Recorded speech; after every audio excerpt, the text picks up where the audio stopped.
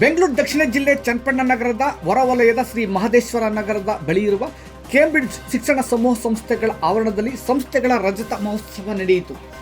ಹಣತೆ ಬೀಳುವುದರ ಮುಖಾಂತರ ಸಮಾರಂಭಕ್ಕೆ ಚಾಲನೆ ನೀಡಿದ ಬಮೂಲ್ ಅಧ್ಯಕ್ಷ ನಿಕಟಪೂರ್ವ ಸಂಸದ ಡಿಕೆ ಸುರೇಶ್ ಮಾತನಾಡಿದರು. ಮಹಾನಗರಗಳಲ್ಲಿ ಸೀಮಿತವಾದವರಿಗೆ ದೊರೆಯುತ್ತಿದ್ದ ಗುಣಮಟ್ಟದ ಶಿಕ್ಷಣ ಹಳ್ಳಿಯ ಕಟ್ಟಕಡೆಯವರಿಗೂ ದೊರೆಯಬೇಕೆಂಬ ದೃಷ್ಟಿಯಿಂದ ಶಿಕ್ಷಣ ಪ್ರಿಯ ಎಸ್ ಲಿಂಗೇಶ್ ಕುಮಾರ್ ಅವರ ಶ್ರಮದ ಪ್ರತೀಕವೇ ಕೇಂಬ್ರಿಡ್ಜ್ ಶಿಕ್ಷಣ ಸಂಸ್ಥೆಗಳು ಎಂದು ಶ್ಲಾಘಿಸಿದರು. ಶಿಕ್ಷಣ ಸಂಸ್ಥೆಗಳನ್ನು ಹುಟ್ಟು ಹಾಕುವುದು ಸುಲಭ, ಆದರೆ ಸಂಸ್ಥೆಗಳನ್ನು ಪೋಷಣೆ ಮಾಡುವುದು ಒಂದು ದೊಡ್ಡ ಸಾಹಸವೇ ಸರಿ ಎಂದು ತಿಳಿಸಿದರು. ಆದರೆ ಹಲವಾರು ಏಳು ಬೀಳುಗಳ ನಡುವೆ ಕೇಂಬ್ರಿಡ್ಜ್ ಶಿಕ್ಷಣ ಸಂಸ್ಥೆಯನ್ನು ಸಮೂಹ ಶಿಕ್ಷಣ ಸಂಸ್ಥೆಗಳಾಗಿ ರೂಪುಗೊಳಿಸುತ್ತಿರುವುದು ಸಾಮಾನ್ಯದ ವಿಚಾರವಲ್ಲ ಎಂದು ಗುಣಗಾನ ಮಾಡಿದರು.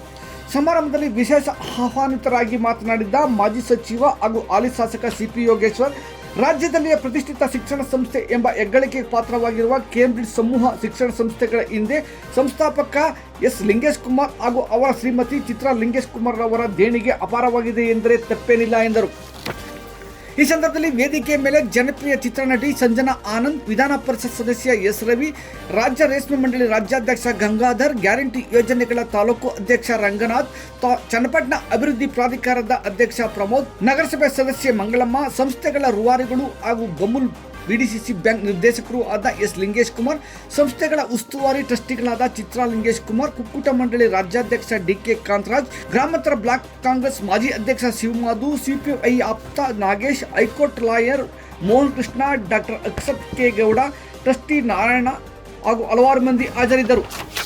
ಶಿಕ್ಷಣ ಅಂತ ಹೇಳಿದ್ರೆ ಮೊದಲು ತರ ಶಿಕ್ಷಣ ಅಲ್ಲ, ಇದು ಬಹಳ ಕಷ್ಟ ಇದೆ ಶಿಕ್ಷಣ. ವಿದ್ಯಾರ್ಥಿಗಳಿಗೆ ಮೊದಲು ಲಿಂಗೇಶ್ ಪ್ರಾರಂಭ ಮಾಡಿದಂತ ಸಂದರ್ಭದಲ್ಲಿ ಒಂದೆರಡು ಡೇಟ್ ಹೊಡಿಬೋದಾಗಿತ್ತು ಅಂತ ಕಾಣಿಸ್ತದೆ ಶಿಕ್ಷಕರು. ಈಗ ಹೊಡಿಯೋಂಗಿಲ್ಲ. ಹೊಡಿತೀರಾ ಮೇಡಮ್? ಈಗ ಹೊಡಿಯೋಂಗಿಲ್ಲ. ಪೇರೆಂಟ್ಸೇ ಬಂದ್ಬಿಡ್ತಾರೆ.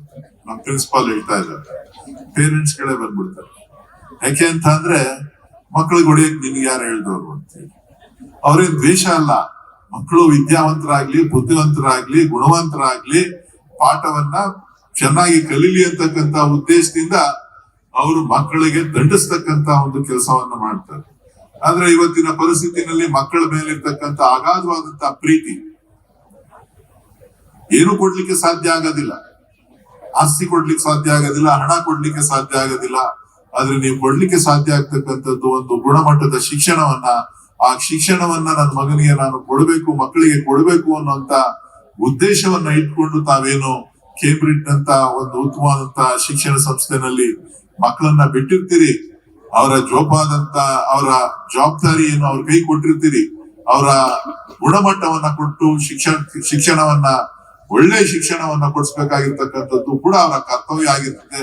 ಆ ಒಂದು ನಿಟ್ಟಿನಲ್ಲಿ ಪೋಷಕರು ಶಿಕ್ಷಕರ ಜೊತೆ ಉತ್ತಮವಾದಂತಹ ಬಾಂಧವ್ಯವನ್ನ ಬೆಳೆಸ್ಕೋಬೇಕಾಗುತ್ತೆ. ಪೋಷಕರು ಶಿಕ್ಷಕರ ಜೊತೆ ಉತ್ತಮವಾದಂತಹ ಬಾಂಧವ್ಯ ಇಲ್ಲ ಅಂತ ಹೇಳಿದ್ರೆ ಮಕ್ಕಳ ಪ್ರತಿನಿತ್ಯದ ಆಕ್ಟಿವಿಟೀಸ್ ಇವತ್ತು ಬಹಳ ತಂತ್ರಜ್ಞಾನ ಬಹಳ ಮುಂದುವರೆದಿದೆ. ಕೇಂಬ್ರಿಡ್ಜ್ ಶಿಕ್ಷಣ ಸಂಸ್ಥೆ ಇರ್ಬೋದು, ಶಿಕ್ಷಣ ಇರ್ಬೋದು, LKG ಮಕ್ಕಳಿಂದ ಹಿಡಿದು PUC ವರೆಗೂ ಏನು ಶಿಕ್ಷಣ ಇವತ್ತು ಇಲ್ಲಿ ಕಲಿತಾ ಇದ್ದೀರಿ. ಅಂದಿನ ಕಾಲದಲ್ಲಿ ಇವತ್ತು ಚನ್ನಪಟ್ಟಣದಲ್ಲಿ ಅವತ್ತು ಸುಮಾರು 40 ವರ್ಷ, 30 ವರ್ಷ, 25 ವರ್ಷ ನಿಮ್ ತಂದೆ ತಾಯಂದ್ರು ಶಿಕ್ಷಣ ಮಾಡ್ತಾ ಇದ್ದಂತ ಪರಿಸ್ಥಿತಿನೇ ಬೇರೆ. ಇವತ್ತು ನಿಮ್ಮ ಮಕ್ಕಳಿಗೆ ನೀವು ಕೊಡ್ತಾ ಇರ್ತಕ್ಕಂತ ಶಿಕ್ಷಣದ ವ್ಯವಸ್ಥೆನೇ ಬೇರೆ. ಇವತ್ತು ಇಡೀ ಪ್ರಪಂಚದ ಜೊತೆ ನೀವು ಪೈಪೋಟಿಯನ್ನ ಮಾಡೋದ್ರ ಜೊತೆಗೆ ಅಂಗೈಯಲ್ಲಿ ಶಿಕ್ಷಣವನ್ನ, ಅಂಗೈಯಲ್ಲಿ ಪ್ರಪಂಚವನ್ನ ನೋಡ್ತಕ್ಕಂಥದ್ದು. ಅಂಗೈ ಅಂದ್ರೆ ಏನು? ಮೊಬೈಲ್ ಇಟ್ಕೊಂಡ್ರೆ ಸಾಕು, ಇಡೀ ಪ್ರಪಂಚ ಕಾಣಿಸ್ತದೆ. ಪ್ರಪಂಚದ ವಿದ್ಯಮಾನಗಳನ್ನ ನೀವು ನೋಡ್ತಕ್ಕಂಥದ್ದು. ಆ ವಿದ್ಯಮಾನಗಳನ್ನ ನೋಡುವಂತ ನಿಟ್ಟಿನಲ್ಲಿ ಎಲ್ಲೋ ಒಂದ್ ಕಡೆ ನಾವು ಮಕ್ಕಳಿಗೆ ಸರಿಯಾದ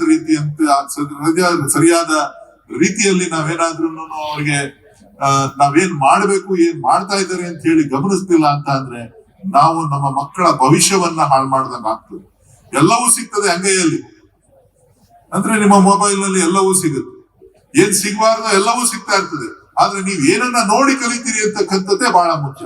ಯಾವುದ್ರ ಬಗ್ಗೆ ನಿಮ್ಮ ಮಕ್ಕಳು ಆಸಕ್ತಿಯನ್ನ ತೋರಿಸ್ತಾ ಇದ್ದಾರೆ, ಅವರಿಗೆ ಯಾವ ರೀತಿಯಾದಂತ ಒಂದು ಪ್ರೋತ್ಸಾಹವನ್ನ ಕೊಡಬೇಕು, ಯಾವ ಹಂತದಲ್ಲಿ ಸರಿದಾರಿಗೆ ಅವರನ್ನ ತಪ್ಪನ್ನ ಮಾಡ್ತಾ ಇರ್ತಕ್ಕಂಥ ಸಂದರ್ಭದಲ್ಲಿ ಸರಿದಾರಿಗೆ ತೆಗೆದುಕೊಂಡು ಹೋಗ್ಬೇಕು ಅಂತ ಅಂದ್ರೆ ಏನ್ ಮಾಡ್ಬೇಕು ಅಂತಕ್ಕಂತ ಒಂದು ಪರಿಜ್ಞಾನವನ್ನ ಇಟ್ಕೊಂಡ್ರೆ ಮಾತ್ರ ಪೋಷಕರು ಉತ್ತಮವಾದಂತ ಮಕ್ಕಳಿಗೆ ಗುಣಮಟ್ಟದ ಶಿಕ್ಷಣದ ಜೊತೆಗೆ ಗುಣವಂತರಾಗ್ಲಿಕ್ಕೆ ಸಾಧ್ಯ ಆಗ್ತದೆ.